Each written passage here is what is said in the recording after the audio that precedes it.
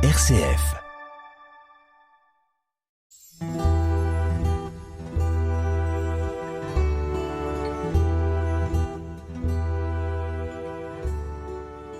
En ce temps-là, Jésus arriva à une ville de Samarie appelée Sychar, près du terrain que Jacob avait donné à son fils Joseph.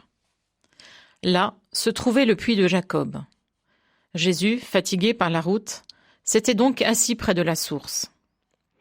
C'était la 6e heure, environ midi. Arrive une femme de Samarie qui venait puiser de l'eau. Jésus lui dit : « Donne-moi à boire. » En effet, ses disciples étaient partis à la ville pour acheter des provisions. La Samaritaine lui dit : « Comment, toi, un Juif, tu me demandes à boire, à moi, une Samaritaine ? » En effet, les Juifs ne fréquentent pas les Samaritains. Jésus lui répondit : « Si tu savais le don de Dieu, et qui est celui qui te dit : Donne-moi à boire, c'est toi qui lui aurais demandé, et il t'aurait donné de l'eau vive. » Elle lui dit : « Seigneur, tu n'as rien pour puiser et le puits est profond. D'où as-tu donc cette eau vive ? Serais-tu plus grand que notre père Jacob, qui nous a donné ce puits et qui en a bu lui-même avec ses fils et ses bêtes ? » Jésus lui répondit : « Quiconque boit de cette eau aura de nouveau soif. Mais celui qui boira de l'eau que moi je lui donnerai n'aura plus jamais soif. Et l'eau que je lui donnerai deviendra en lui une source d'eau jaillissant pour la vie éternelle. » La femme lui dit : « Seigneur, donne-moi de cette eau, que je n'ai plus soif, et que je n'ai plus à venir ici pour puiser. Je vois que tu es un prophète. Eh bien, nos pères ont adoré sur la montagne qui est là, et vous, les Juifs, vous dites que le lieu où il faut adorer est à Jérusalem. » Jésus lui dit : « Femme, crois-moi, l'heure vient où vous n'irez plus ni sur cette montagne, ni à Jérusalem pour adorer le Père. Vous adorez ce que vous ne connaissez pas. Nous adorons ce que nous connaissons, car le salut vient des Juifs. Mais l'heure vient, et c'est maintenant, où les vrais adorateurs adoreront le Père en esprit et vérité. Tels sont les adorateurs que recherche le Père. Dieu est esprit, et ceux qui l'adorent, c'est en esprit et vérité qu'ils doivent l'adorer. » La femme lui dit : « Je sais qu'il vient le Messie, celui qu'on appelle Christ. Quand il viendra, c'est lui qui nous fera connaître toutes choses. » Jésus lui dit : « Je le suis, moi qui te parle. » Beaucoup de Samaritains de cette ville crurent en Jésus. Lorsqu'ils arrivèrent auprès de lui, ils l'invitèrent à demeurer chez eux. Il y demeura 2 jours. Ils furent encore beaucoup plus nombreux à croire à cause de sa parole à lui, et il disait à la femme : « Ce n'est plus à cause de ce que tu nous as dit que nous croyons. Nous-mêmes, nous l'avons entendu, et nous savons que c'est vraiment lui, le Sauveur du monde. »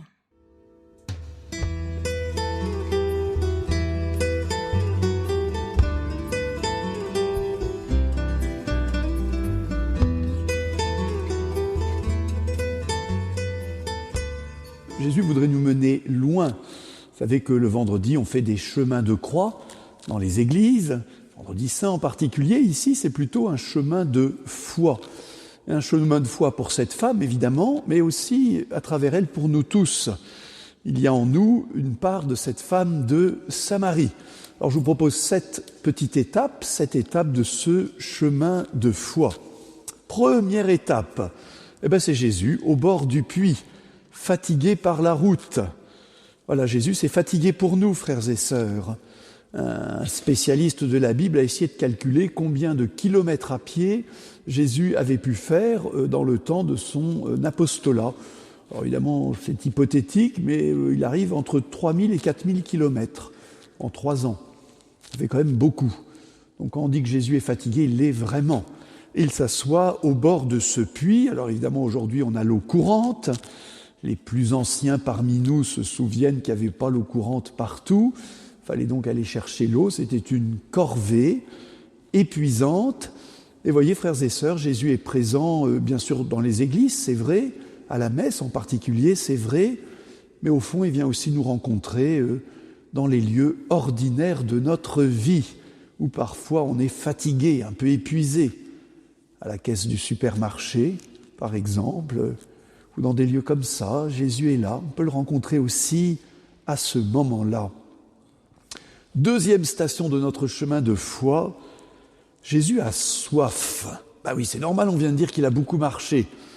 Mais la vraie soif qu'il a, c'est pas la soif corporelle, c'est la soif spirituelle de nous rencontrer. Jésus a soif de rencontrer chacun de nous. Et c'est pour cela qu'il demande à cette femme, « Donne-moi à boire ». Vous voyez, c'est beau que le Seigneur Jésus entre en relation avec cette femme, cette étrangère, en lui demandant un service. On peut vraiment être touché par la délicatesse de Jésus, qui ne vient pas au-devant de chacun de nous avec des reproches ou des questions. Non, une simple demande en disant « Donne-moi quelque chose de ta vie ». Troisième station de notre chemin de foi, justement, Jésus éveille la curiosité de cette femme. Si tu savais le don de Dieu, si tu connaissais celui qui te dit « Donne-moi à boire », c'est toi qui lui aurais demandé. Alors il y a un petit proverbe qui dit que la curiosité est un vilain défaut. Alors la curiosité malsaine, oui, est un vilain défaut, mais il y a une excellente curiosité qui nous fait ouvrir notre cœur. Et la curiosité est une qualité spirituelle, frères et sœurs. Notre problème, c'est quand nous commençons à penser qu'on connaît bien Dieu, qu'on connaît le Jésus, qu'on connaît la chanson, qu'on sait de quoi il s'agit. Alors évidemment, on n'écoute plus. Mais si nous reconnaissons que nous ne connaissons pas encore Jésus vraiment, qu'il y a tant à découvrir du don de Dieu, alors ça réveille en nous une belle curiosité. Et j'ajoute que c'est aussi le cas dans notre société. Aujourd'hui vient frapper à la porte de nos églises, des jeunes en particulier, qui certains n'ont aucune connaissance chrétienne. Tant mieux. Tant mieux parce que tout est nouveau. La curiosité peut s'éveiller. Et à nous aussi, j'espère qu'on n'a pas terminé de découvrir le mystère de Dieu et l'amour de Dieu. Quatrième station de notre chemin de foi, Jésus fait naître une demande. Jésus dit « L'eau que je donnerai deviendra source jaillissante pour la vie éternelle ». Et tout d'un coup, cette femme ose demander « Seigneur, donne-la-moi cette eau ». Passer de la curiosité à une demande, à un appel, c'est un pas décisif, c'est ce qu'on appelle un acte de foi que Jésus a fait naître dans le cœur de cette femme. Seigneur, donne-la-moi de cette eau. Alors nous, on pourrait dire aussi, nous les vieux chrétiens, c'est pas péjoratif d'être un vieux chrétien, c'est-à-dire qu'on a été baptisé il y a longtemps, moi je suis un vieux chrétien, mais demander à nouveau cette eau. Quelle eau ? On sait bien qu'il ne s'agit pas de l'eau du robinet, il s'agit de l'eau que Jésus fait jaillir. Un autre passage d'Évangile nous expliquera que cette eau, c'est l'Esprit Saint, l'Esprit reçu au baptême, à la confirmation. Seigneur Jésus, donne-moi à nouveau de cet Esprit Saint. Redonne-moi la joie d'être chrétien, d'être chrétienne.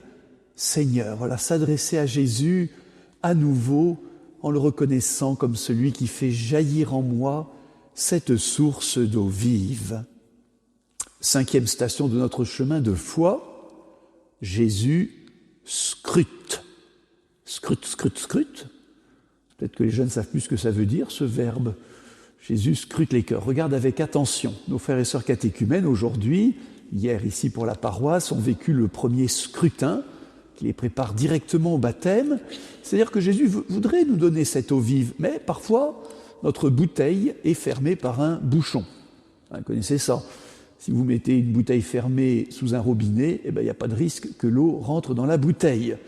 Alors Jésus dit à cette femme, tiens, au fait, amène ton mari. Ah, Seigneur, je n'ai pas de mari. Tu en as eu 5, celui avec qui tu vis actuellement n'est pas ton mari, et tu dis vrai. Vous voyez, Jésus ne veut pas humilier cette femme, mais il veut en fait lui faire repérer dans sa vie ce qui a besoin d'être changé. Pour accueillir cette eau vive, alors peut-être que dans ce temps du carême, Jésus avec bonté touche un peu du doigt dans ma vie ce qui a besoin de changer. Et c'est différent de l'un à l'autre. On aura la possibilité pendant le temps du carême de demander pardon de nos fautes. Mais pour recevoir l'eau vive, il faut accepter que certains bouchons de notre cœur soient enlevés avec délicatesse et bonté par le Seigneur Jésus en reconnaissant, oui, tout simplement avec humilité, là tu dis vrai. Seigneur, oui, ça j'ai besoin que ça change dans ma vie. 6e station, Jésus nous fait découvrir quelqu'un. Ah bon, pas lui-même. Mais non. La femme dit, mais au fait, où est-ce qu'il faut adorer ? Et Jésus dit, désormais, ce ne sera plus en tel ou tel endroit, mais en tout lieu où on ouvre son cœur, nous devenons adorateurs de Dieu, le Père. Vous savez, Jésus ne mène pas lui-même. Jésus, il veut nous mener à Dieu, son Père, et nous faire découvrir son amour. Alors évidemment, je sais bien que nous disons tout le temps que Dieu nous aime, Dieu nous aime, Dieu nous aime. Mais est-ce que nous le croyons vraiment ? Est-ce que nous le ressentons vraiment ? Dieu est amour. Dieu n'est que amour. Et il nous aime tellement qu'il a envoyé son Fils. Donc Jésus ne mène pas à lui-même. Dans ce chemin de foi, il veut nous faire découvrir ou redécouvrir l'amour total de Dieu, notre Père, pour chacun et chacune de nous. Et du coup, nous pouvons arriver à cette 7e station de notre chemin de foi. On est tellement heureux de redécouvrir ou de découvrir l'amour de Dieu, la présence de Jésus, l'eau vive de l'Esprit, qu'on a envie d'en parler. Et c'est frappant, dans cet évangile, à la fin, la femme rentre dans sa ville, son village, et elle en parle à tout le monde. Et elle dit, venez voir, je crois que j'ai découvert le Messie. Et les gens disent, dis donc, c'est bizarre, cette femme qui avait mauvaise réputation, tout d'un coup la voilà transformée, qu'est-ce qui s'est passé ? Ça éveille la curiosité des gens, et ils ont envie d'aller voir à leur tour. Et ils vont découvrir à leur tour Jésus et le reconnaître comme le Messie. Voilà, frères et sœurs, quand on a rencontré l'amour de Dieu, quand on a ça dans notre cœur, on est capable de saisir des petites occasions, d'en parler autour de nous, comme ça, sans monter sur un tabouret, sans se prendre pour quelqu'un, mais simplement parce que notre cœur est touché, on a envie d'en parler. Et aujourd'hui, c'est important d'en parler parce que beaucoup cherchent Dieu. Qui va leur indiquer Jésus ? C'est vous. Le prêtre, il n'est pas très bien placé, il est un peu... il fait peur, le prêtre, quand on ne connaît pas encore.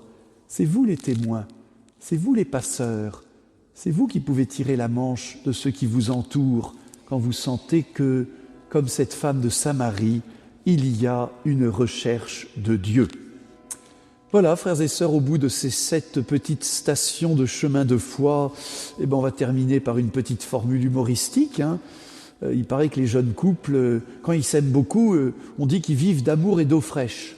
Alors on dit ça avec un petit sourire en coin, vivre d'amour et d'eau fraîche. Mais au fond, c'est bien ça que Jésus nous propose, à nouveau, de vivre de l'amour de Dieu et de cette eau fraîche, de retrouver en nous cette présence de l'Esprit, pour être ainsi témoin de l'amour de Dieu avec cette femme de Samarie et tant d'autres. Amen.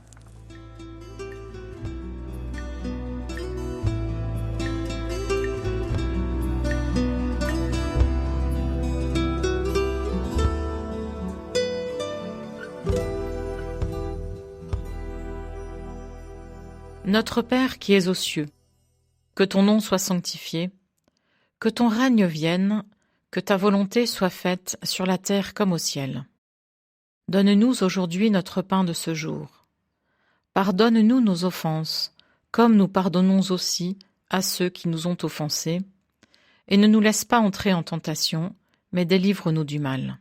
Car c'est à toi qu'appartiennent le règne, la puissance et la gloire, pour les siècles des siècles. Amen.